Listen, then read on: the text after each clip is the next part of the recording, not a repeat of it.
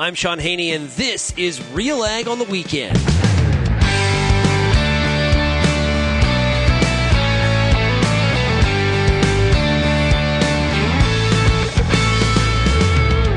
Let's get real and get connected with the week that was in Canadian agriculture.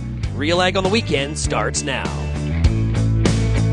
Welcome to RealAg on the Weekend. I'm your host, Shaun Haney of RealAgriculture.com. It is great to be back here on 650 CKOM and 980 CGME across Saskatchewan. Happy Canada Day, everybody. Hope you're having yourself a great July 1st. I had a great week this week. What I did is I had to do some video shoots down in Minton and in Mydale. So I took off from my place Monday afternoon. I think it was about just shy of lunch time probably. And what I did was I drove to Weyburn.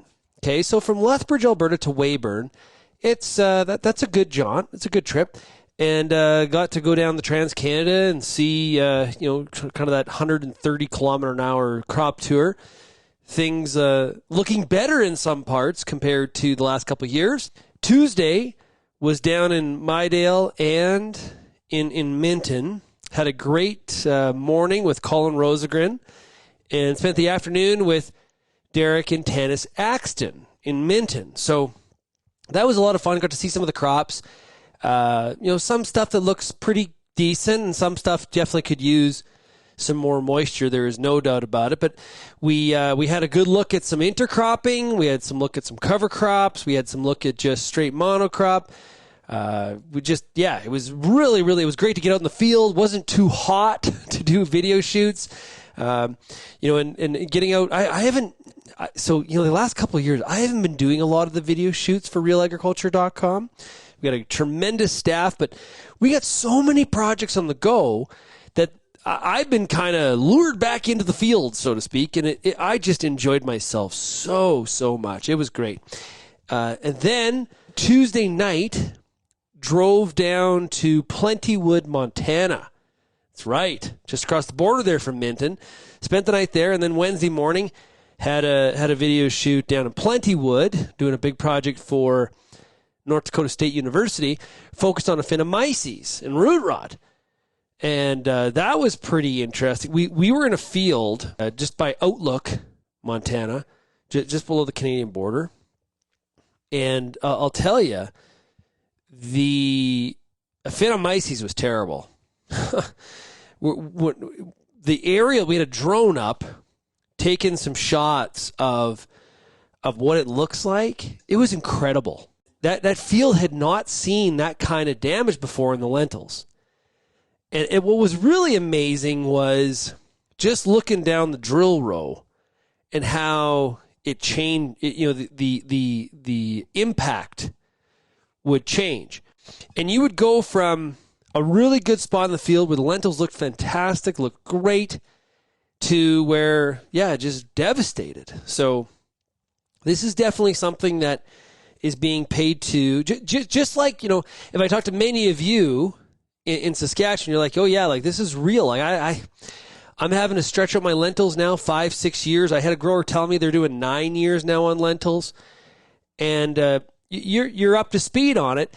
This is something that has creeped south, and now growers in North Dakota and Montana that have lentils are now feeling some of the effects as well. So one of my calls to action, and some of this may be happening behind the scenes, but my call to action on this is, boy, we got to sort this out. We got to find solutions, whether that's through genetics, whether that's through practices. We got to get down to the root, so to speak, of dealing with this issue, or else the lentil acre is really, really in trouble. Lentil acres this year down. Or the pulse acres in general down. But long term, there's a huge threat here. So this is one of those where there's a border there, the U.S.-Canada border, but Aphanomyces don't know no border. And it was interesting. One of the people in the video was an agronomist from Pro Co-op agronomy team, which is an ag retail in northeastern Saskatchewan. And Jeannie had said, if this is corn, we would have figured this out by now, right? You think about the dollars and the acres that's involved in corn. They would have sorted this out. They would have figured it out. Money, the volume of money would have pushed the research to come up with solutions. Lentils, definitely a much smaller crop. Field peas, much smaller crop. And a little bit more, we just don't have those kinds of resources, I guess, in some cases. But definitely an issue that's being felt across the entire pulse geography. And it was really interesting for me to experience that. So what's on the program here today? Well, we're going to cover some ground. We got Carlo Dade from the Canada West Foundation. Now, we had Carlo on last week talking about trade infrastructure. This week, though, we're going to talk about trade with China. China, really a lot of reasons to be concerned about China long term as they become the largest economy in the world. But can we really ignore them? Can we afford to say, no, we don't want to do business with you, China, because we don't like the way that you act on the world stage? Well, of course not. We can't. They're one of the largest producers, or one of the largest buyers, I should say, of agricultural commodities. So we can't ignore them. Carlo thinks we have to step up our trade efforts with China. We'll hear from him on that. We're also going to hear from Rob MacDonald from BASF talking about evaluating your N rates in canola. And we also have a discussion with Eric Watson, who is one of the world wheat yield winners from the past. So he's got some thoughts. He was in Ontario, and we're going to hear what he has to say about growing that world record wheat. And hard to reproduce on the Western Canadian prairies. One, we grow a lot of spring wheat, not winter wheat. Two, we don't have the climate, growing degree days, temperature, moisture. But I'm a firm believer in the fact that we should be picking up on some of, if there's something that we can pull out of Eric's discussion, it's not all applicable, but doesn't mean we can't learn from him and enjoy some of the things he has to say and bring those points into our reality, right? You got to have an open mind and be curious. So we'll hear from Eric Watson here in a little bit. If you have any feedback on today's program, we'd love to hear from you. You can send me an email, shaney@realagriculture.com. You can also find Real Agriculture across all the different social media platforms, YouTube, Twitter, Facebook, Instagram, as well as TikTok, or call the RealAg feedback line. The number is 855-776-6147. Let's take a break. When we come back, we're going to get started with Eric Watson. He has grown a significant amount of wheat, 256 bushels an acre, if you can believe it. We'll get to him right after this.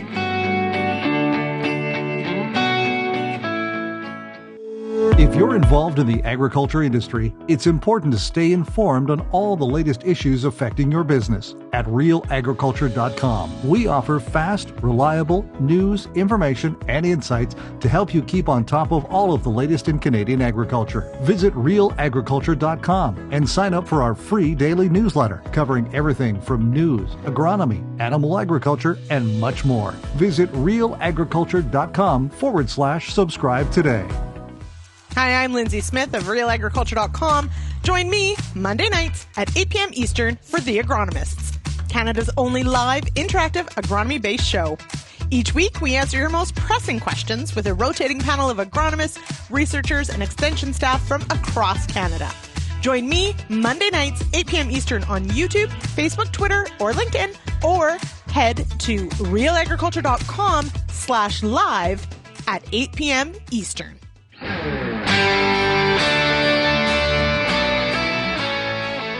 We're going to hear right now from Eric Watson. He is the former record holder of wheat yield. And Peter Johnson, Real Agriculture's agronomist, had a chance to catch up with him on a tour that he was making through southwestern Ontario. Here's their discussion.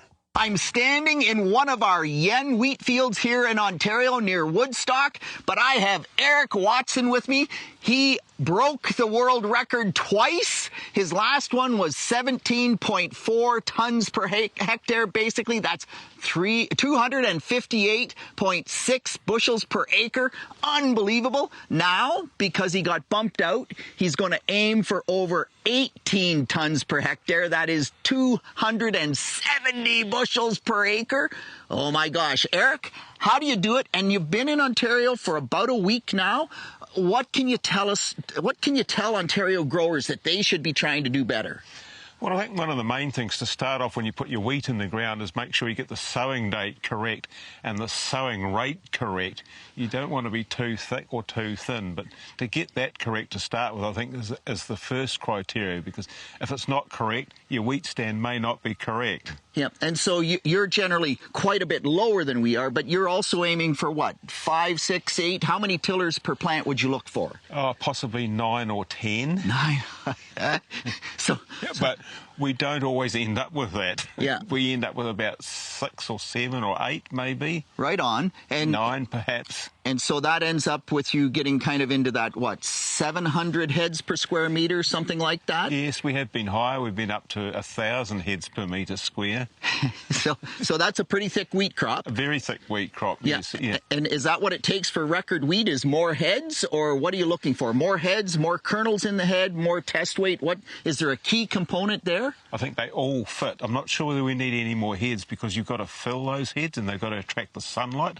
And if it's too thick, you're not going to attract so much sunlight. So I think you need more kernels per head. You need the grain weight. You need the weight per grain as well. So it's the trifecta. It's That's right. not just one. Absolutely. So what about other things like time? You use a lot more fungicides than we do, a lot more insecticides, and we're a much shorter grain fill period, a much shorter growing period.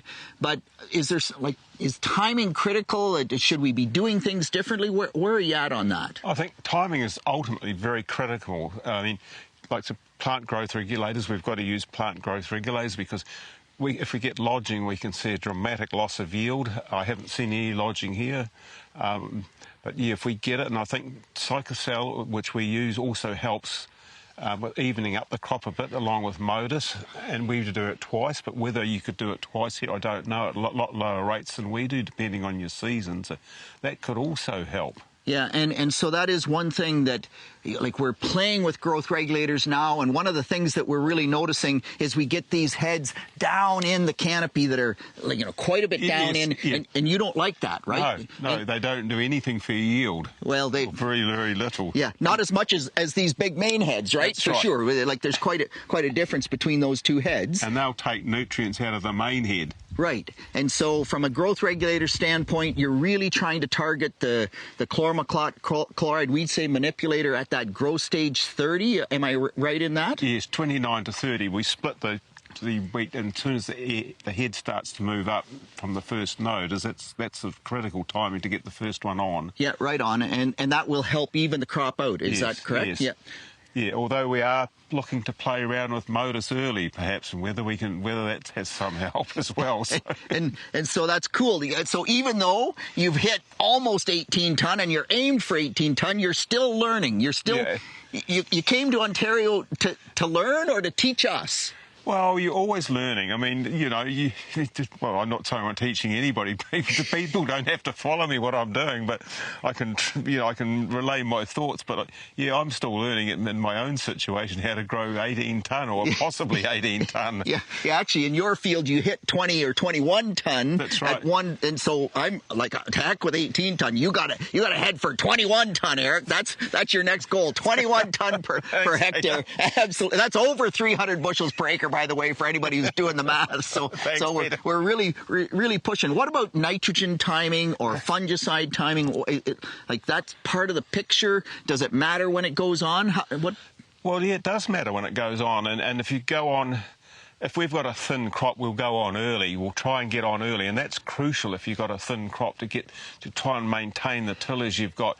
And if you've got a low plant population, to help increase the number of tillers. So that's critical to get that early nitrogen on. And then you've got to feed it. The critical period is between about growth stage 30 and growth stage 39, or just slightly after flag leaf has emerged. And you've got to get a lot of nitrogen on in that time. And I think, to me, splitting the applications also helps. Right, and it helps both from a lodging perspective and also probably from a nitrogen use efficiency perspective, right? And so the other cool thing that I don't know, maybe you knew this, but we just finished our nutrient uptake and partitioning study, and what's cool in that is that the phosphorus uptake is a straight line from growth stage 30 right through to harvest, right through till maturity. And I noticed with your crop, you only put on 45 kilos per hectare. You actually took off more than 45 kilos per hectare of phosphorus in the crop. So somewhere you're going to have to make that up, Eric. That's right. And now we're looking to apply more phosphorus in the spring because we think we're not putting enough on. And nitrogen's not the only thing. I mean, we need nitrogen, but we've also got to look at the other elements like potassium, magnesium, and then, I mean, we do look at trace elements, and perhaps the growers here should look at more trace elements if they've got the deficiency. And it's no good applying those if you haven't got the deficiency. Yeah, well, and I don't think we're quite at your level for deficiency, but what's cool is that you see magnesium deficiency, and that's another nutrient that some of our growers have started to look at. And the reality on all of these nutrients is if we keep taking them off in the crop, and we never put any back on, at some point we're going to run short. Absolutely. Absolutely. And so you run short quicker with a 17.4 ton crop or an 18 ton crop than you do with our measly 6 ton crop. But we're working there. We're working on it. Absolutely. So my last question, Eric, and I find this really interesting. You and I chatted about this, but gosh, is it really the right thing to push for high yields? Are we being hard on the environment? Is that the wrong thing to do? What do you think? No, I don't think so. I mean, we're getting very high efficient use of nitrogen with these high yields, and we're extracting some from the ground or some from the soil, when we don't know how much we're getting from the soil. Nobody can tell me about how much mineralisation we get. So we are getting some good use, very good use of nitrogen, and we're not wasting resources. I mean, if we put on that amount of nitrogen and only got 12 tonne, yes, we would be wasting resources, but we're not wasting. And we tend to match the yield or the amount of nitrogen to hopefully we know what we can get. Yeah, and so what's really cool about the data that you showed us on the Yen tour was that you applied 301 kilos per hectare of nitrogen, and you had 46 kilos in the soil, but you took off in the crop 313 kilos per hectare of nitrogen. You put on 301. If you look at it from a fertilizer use efficiency only, you're over 100%. Now, there was the 46 kilos in the soil, but you had all that residue that you put back as well, so you're putting that back. Yes. And so I really think, I mean, you didn't put on enough phosphorus. You actually needed more. You took off more nitrogen than you put on. Man, if that's environmentally wrong, I don't know how we fix that. The trick is to make sure that you match that nitrogen to your productive capability, and that's the crapshoot, right? That is the critical thing. That is the right answer. Yeah. And it's a little hard to know that sometimes. That's right. I mean, if you get a dry period like you're getting now, you may have put on too much, but that's just, I mean, we've got no control of that, or we have got control of that because we can irrigate our crops. That was Eric Watson, former owner of the world record for wheat yield. That was a Wheat School episode. You can find more episodes of the Wheat School by going to wheatschool.com. It's brought to you by Syngenta Canada, C&M Seeds, and Alberta Wheat Commission. Make sure you check it out, wheatschool.com. We've got more coming up here on RealAg on the Weekend, here on 650 CKOM and 980 CGME. Canola is more than just a pretty face in the prairie landscape. It's a big business, both here and around the world, that requires you to be informed and up to date on everything it takes to grow a successful crop. The Canola School on RealAgriculture.com has an expert library of video resources covering markets, agronomy, and more to help you grow a healthy and profitable canola crop. Visit CanolaSchool.com today. Brought to you by BASF Canada and Invigor Hybrid Canola. The next generation is the future of agriculture, but how do we launch from one role to leading? From succession planning and family dynamics to understanding finances and making the tough calls to discovering paths others have taken all through agriculture, the Successors Podcast covers it all. Tune in with me, your host, Kara Oosterhuis, simply by searching The Successors on your favorite podcast platform, or you can find it by visiting www.realagriculture.com. Whether you're seeding, harvesting, or anything in between, The Wheat School on RealAgriculture.com has you covered. Timely agronomic information from industry experts available online anytime.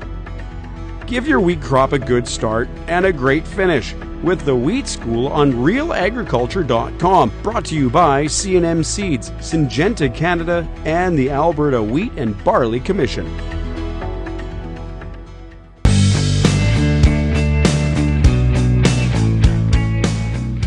There's a lot of talk out there that Canada needs to disengage from China. The same discussion's happening in the U.S. as well. Now, for some industries, this is probably welcome, very, very easy. Agriculture is no doubt somewhat conflicted. On one side of the equation, we know that China's up to really no good in many, many cases. We've had the election interference stuff. There's also a lot of concerns about the investment that China is making in Canadian universities. There's a lot of stuff happening on the political side when it comes to China. Now, Canada also is a large agricultural exporter. China's a large purchaser of those agricultural commodities. Can we actually afford to ignore them? One expert, Carlo Dade of the Canada West Foundation, believes it's time to increase our engagement with China when it comes to trade. Here's my discussion with Carlo Dade of the Canada West Foundation. Where exactly is this relationship at this point, Carlo? Well, you've gone through the political laundry list. I would point out that on the trade or the business side, the relationship continues to grow, despite the difficulties, despite the tensions. And this has been the case with Australia and the U.S. Trade continues to grow. We had a dip with canola, and canola took a real chunk out of our trade with China. But as that's returned, trade continues to grow. So the political side we're well aware of, but looking at the economic side, businesses and Canadian consumers continue to engage China on a daily basis. So there, the relationship is continuing to grow. Okay, so if the economic side and the trade side is continuing to grow, why do we have the political side so much it feels in turmoil? Why are these running in such independent lines? Man, that's a philosophical question for the ages. I'm going to go back to the university and write a PhD on that one. I don't know. The reality is that the political elements do seem to exist in their own reality. It's reality driven by business. It's reality driven by consumers. The private sector or the government can intervene with this, as the Americans have done in their trade war with China. But even in the case of the U.S., I was just looking at USDA gain figures, and your listeners all know what gain is. I don't have to explain it, but it just shows massive growth of U.S. ag exports to China. There's a reality to the market. There's a reality of what people need and what people produce. And that seems to have a countervailing impact to the political issues and the security issues. So what's happening in China domestically that it appears that there's increasing trade with Canada? We see Secretary of State Blinken is met with President Xi of China on Monday, trying to find a way to potentially to warm the relationship, maybe reduce some of those tariffs the Americans still have on China going back to the Trump administration. What's that work domestically in China that is creating this need for more trade in North America? So, China's an export economy, obviously, a huge producer, but still, they need an international trade system that works. This is how they've lifted 800 million, 900 million people out of absolute poverty, is by engaging in an international system that allows them to move goods and allows investment to come in. So China needs the international system to work. It needs it to work in ways, so we would say, in ways that benefit China. The Chinese would say they need it to work in ways that don't deliberately try to harm China or undermine the success they've had in growing the economy and eradicating poverty. I'm not putting forward a moral relativism argument. I'm just saying that there are two distinct views of how this works. So China needs the international system to work for it to continue to grow and to continue to prosper. So obviously there's engagement on the Chinese side. China also obviously wants the rules rewritten in ways that reflect the reality of having an economy based on state-owned enterprises, an economy based on principles that are different than our version of the free market. That's the contest of our time. How do we accommodate this model of a different economic formation that's being put out by the world's largest economy at purchasing power parity, second largest economy at real GDP? That's a challenge that faces us. This isn't something that we can wish away. It's not the Soviet Union or the ex-USSR economy with which we didn't engage, that didn't impact us economically. This is the world's largest or second largest economy. And how do we deal with this competing vision of how an economy should be organized and how international trade should work? Been a lot of talk recently about the UK potentially joining the CPTPP. What about China long term? Do you think they are potential entrant into that agreement? I think long term, sure. Stretch out the definition of long term long enough. Okay. and I stand a better chance. That's sort of like, will it ever rain again? Yes, eventually it will. Yeah. Though I think parts of Southern California, they may be wondering. In the short term, no, there's too much opposition, unfortunately. But I think having China enter an agreement with a huge proviso that they follow the rules, that they actually live up to their promises, having them in a high quality agreement with others like Japan, Chile, Indonesia, or not Indonesia, Chile, Australia, to help us keep China to the rules would be a great thing for Western Canada. Look, it's not just about dealing with China. We're also trying to get into the Association of Southeast Asian Nations, Thailand, Indonesia, Malaysia, Singapore, trying to get into those markets as well.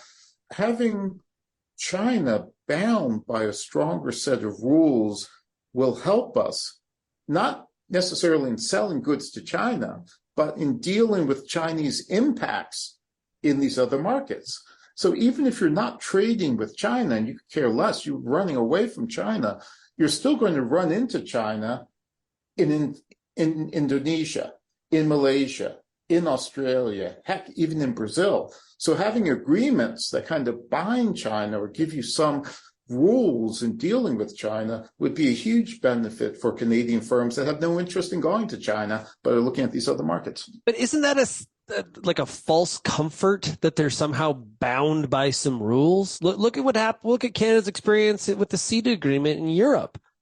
There's rules, and Europe's constantly used some of those rules as non-tariff trade barriers. So what would lead us to believe that if China was in the agreement, they were somehow bound by these rules and they would have to be honest about some of their trade practices, as we're still, trying to get Canadian beef into the country because of an atypical BSE case that was like a year and a half ago? Well, yeah, we also don't have enough Canadian beef to sell to the UK, and yet we're complaining about lack of access to the market. Look, the non-tariff barrier issues are prevalent. They become a feature almost of global trade, not a flaw. I say that somewhat facetiously, but they are so prevalent. You look at our relations with the US. If ever we had a reason not to have a trade agreement with the country because they keep violating rules of the agreement or globally violating WTO rules, it would be the Americans. They've got 3 times the violations at the WTO than do the Chinese. So, yeah, we manage this relationship. When country of origin labeling pops up, we lose $1 billion in trade with the US over a year. But we forget that every day, $2 billion a day goes back and forth over the border. We are aware where the system doesn't work, where there's a problem. But if you think about it, every day, $2 billion going back and forth across the border with the U.S., despite their violation of the NAFTA agreement, despite their WTO rep for being the most flagrant and frequent violator of rules, the rules still allow $2 billion a day. So I would point out that for the vast majority of trade, you will benefit from rules.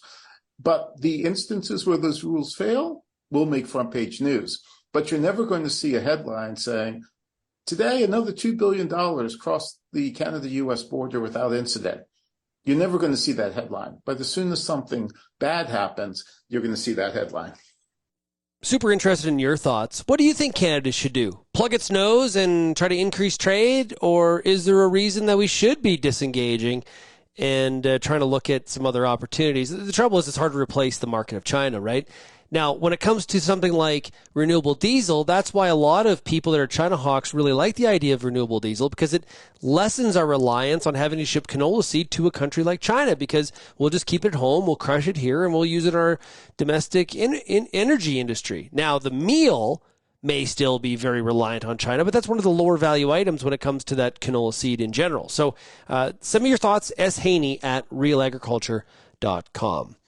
Let's take a break. When we come back, we're going to talk about looking at your N when it comes to your canola stand. You're listening to RealAg on the Weekend here on 650 CKOM and 980 CGME.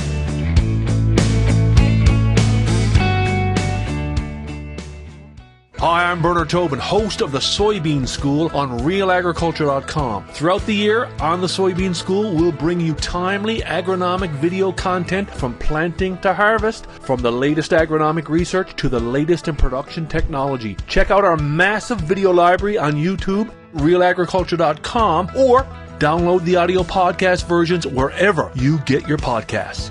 The Soybean School is brought to you by Pride Seeds, BASF, and Syngenta Canada.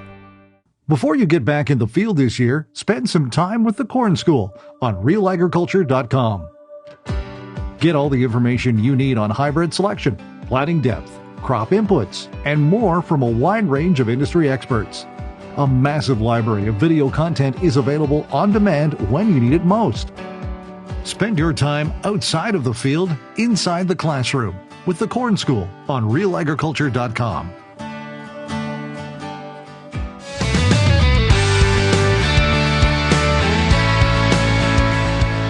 On RealAgriculture.com, we have a Canola School. It is brought to you by BASF Canada and Invigor Hybrid Canola.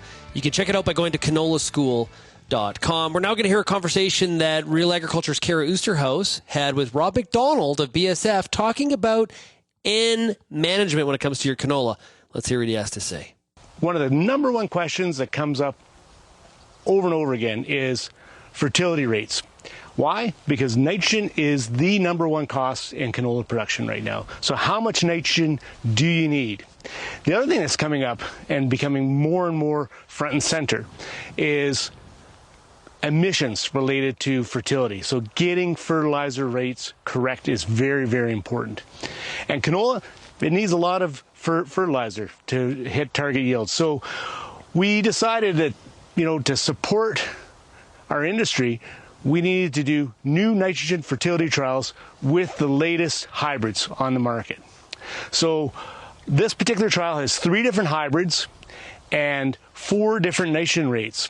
And our goal with that is actually to generate and update the nitrogen use efficiency curve for hybrid canola to better understand exactly how much nitrogen we need under conditions in Western Canada to produce our target yields. So this plot we're standing in right here, it actually has 0 added nitrogen at the time of seeding. And it doesn't look too bad, and the reason for that is this is flax stubble, and we've got quite a bit of residual nitrogen left over from the previous season because we didn't hit our target yield. So roughly 65, 70 pounds of residual nitrogen. So we're growing not too bad a crop with no nitrogen, but we won't be anywhere near, assuming it rains, hitting our target yields with that base level of fertility. We move over to the next plot, and we can see right away how we've got more biomass already. The other thing, we can point out here is when we pull some of the plants, we can see that while we had some damage from flea beetle on the plants, when we compare to, say, just pick this one randomly, at the lower fertility level, we had more damage on the plants. And that's simply because there was more biomass in the plot that had more nitrogen on it. And it's just a numbers game with flea beetles. Low biomass, low stand count, flea beetle pressure, you get a lot more damage. More plants, more biomass, less flea beetle damage. It's really as simple as that. So there's the added benefit of having correct fertility level with added biomass for helping manage flea beetles and getting them through that initial flea beetle pressure. Then from there we move up to our 100% rate, and we're targeting 65 bushel per acre here, and we're using a base assumption of 3 pounds of nitrogen per bushel. So this is all in at this rate. And again, you can see a little response here. This urea is placed, the bulk of our nitrogen is placed mid-row banded. So it actually takes a while for the plants to get to it, but it's tapping into the nitrogen now, and the crop's moving along. So we go up from there to 125 and 150% of target. And our goal is to generate a curve and yield response to the nitrogen levels. And we want to look at that for 2 reasons I mentioned already. One, generate a nitrogen use efficiency curve. And the second is to see, is there a difference in the nitrogen utilization and the efficiency of some different hybrids? So that's why we got 3 different hybrids in the trial.